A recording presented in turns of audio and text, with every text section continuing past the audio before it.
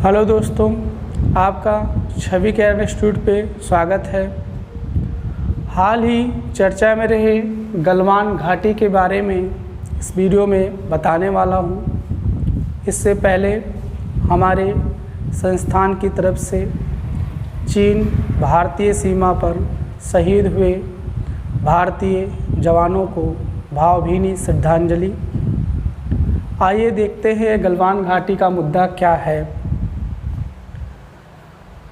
भारत और चीन दोनों देश 20वीं शताब्दी में आज़ाद हुए ब्रिटेन से।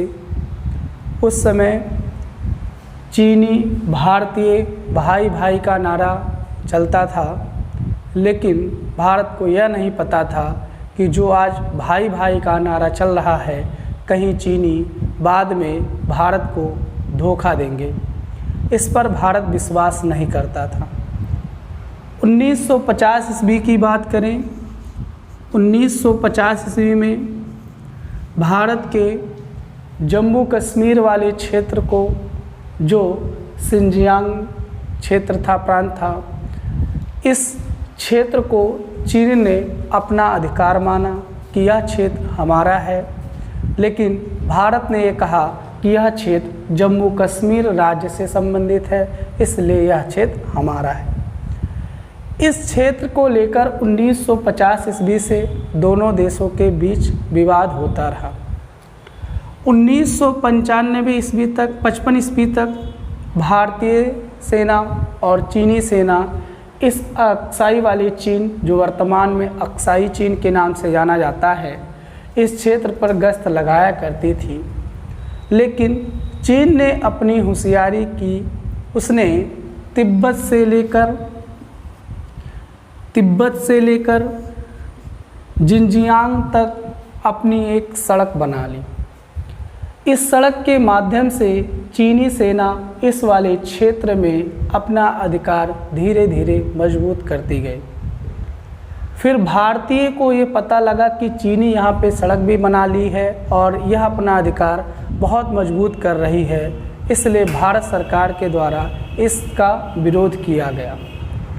विरोध तब बढ़ा जब इस सड़क का निर्माण किया गया और चीनी के नक्शे में भी इसको दर्ज किया गया, यानी चीनी के नक्शे में भी इस सड़क को दिखाया गया कि यह अधिकार, यह क्षेत्र चीन का है। भारत ने इसका बहुत कड़ा विरोध किया। इस विरोध के फलस्वरूप ही 1962 ईस्वी में भारत और चीन के मध्य एक बहुत भयंकर युद्ध हुआ। उस युद्ध में भारत की बहुत ही हानि हुई, लेकिन चीन की बहुत कम हानि हुई, जिसमें कह सकते हैं कि भारत इस युद्ध में विजयी नहीं रहा। इस युद्ध के दौरान चीन को दो क्षेत्रों पर बहुत भारी संख्या में इन्होंने अधिकार कर लिया था।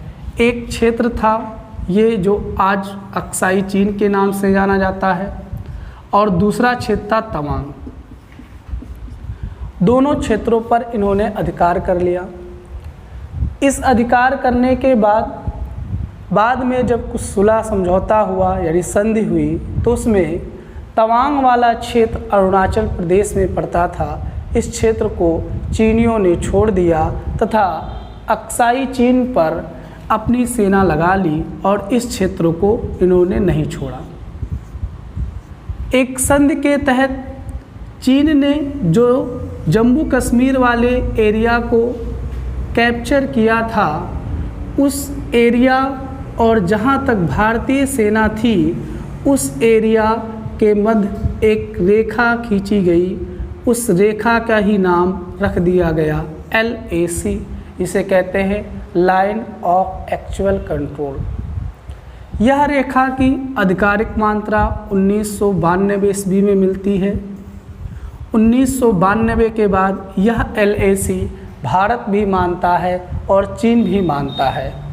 यह एक काल्पनिक रेखा जो है खींच दी गई, जो कि भारत भी मानता है इसे और चीन भी मानता है। लेकिन यह रेखा युद्ध के बाद खींची गई थी और जिसमें LAC रखा गया इसका नाम, यानी लाइन ऑफ एक्चुअल कंट्रोल 1992 ईस्वी में। 1996 ईस्वी में यह तय किया गया कि इस LAC रेखा से 2 किलोमीटर, इस LAC रेखा से 2 किलोमीटर एरिया में कोई भी सेना, चाहे वो चीनी सेना हो चाहे वो भारतीय सेना हो, वह गोला बारूद या गोलियां दागेंगी नहीं, यानी गोला बारूद नहीं दागेंगी, यानी सीज फायर वायलेशन इस क्षेत्रों में नहीं हो सकता। अब हाल ही चर्चा में यह रहा है जिसमें भारत के 20 जवान शहीद हुए हैं, वो क्या है? चीन ने तो अपना रोड पहले ही बना लिया था। भारत ने सीमा पर अपनी तैनाती बढ़ाने के लिए लेह से दौलत बेग ओल्डी तक एक रोड का निर्माण किया। यह रोड 323 किलोमीटर है, इसे DSDBO रोड कहते हैं, और यह रोड 323 किलोमीटर है। ऐसी भारत सीमा पर 61 रोडें बना रहा है, जिसमें उत्तराखंड में भी बना रहा है, सिक्किम में भी बना रहा है, अरुणाचल प्रदेश में भी बना रहा है, और जम्मू कश्मीर में भी इसने बनाया, ताकि हमारी सीमा की हिफाजत हो सके।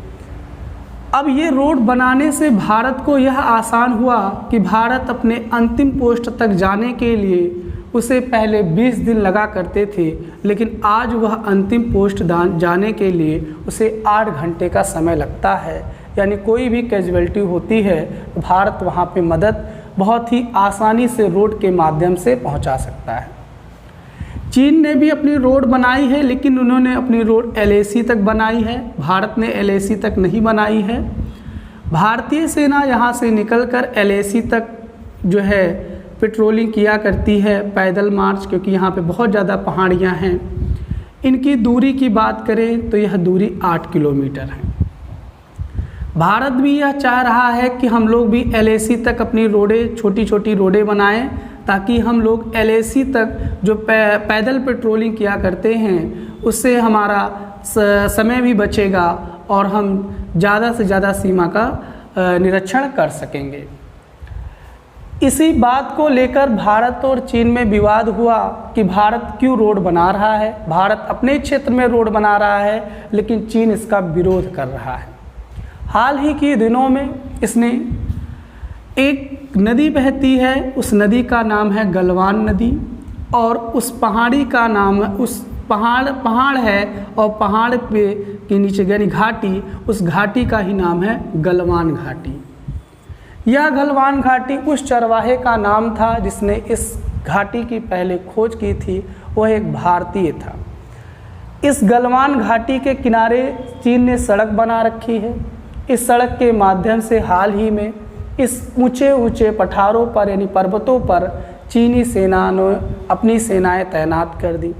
भारत ने भी ऐसे किया, अपने जो क्षेत्र है वहाँ पे भी सेनाएं तैनात कर दी, जिसमें एक संधि हुई। इस संधि के तहत यानी एक समझौता हुआ ब्रिगेडियर लेवल पर, जिसमें यह कहा गया कि चीनी सेना जो 1996 के मुताबिक वह 2 किलोमीटर इस एरिया से पीछे जाएगी और भारतीय सेना भी 2 किलोमीटर पीछे जाएगी, जिसमें चीन ने इस संधि का उल्लंघन किया। वो अपने क्षेत्र से 2 किलोमीटर एरिया बाहर ना जा कर के पहाड़ों पर और भी तैनाती बढ़ा दी, जिसमें भारत के कर्नल शहीद, उन्होंने यहाँ पर देखना चाहा कि क्या ये लोग तैनाती हटाए हुए हैं, लेकिन उन्होंने तैनाती नहीं हटाई थी। इसमें भारतीय कर्नल ने इनको कहा कि आप वापस जाइए संधि के तहत। तो उस समय इन चीनी सेना ने भारतीय सीमा में घुसकर भारत के जवानों पर हमला कर दिया, जिसके कारण हमारे 20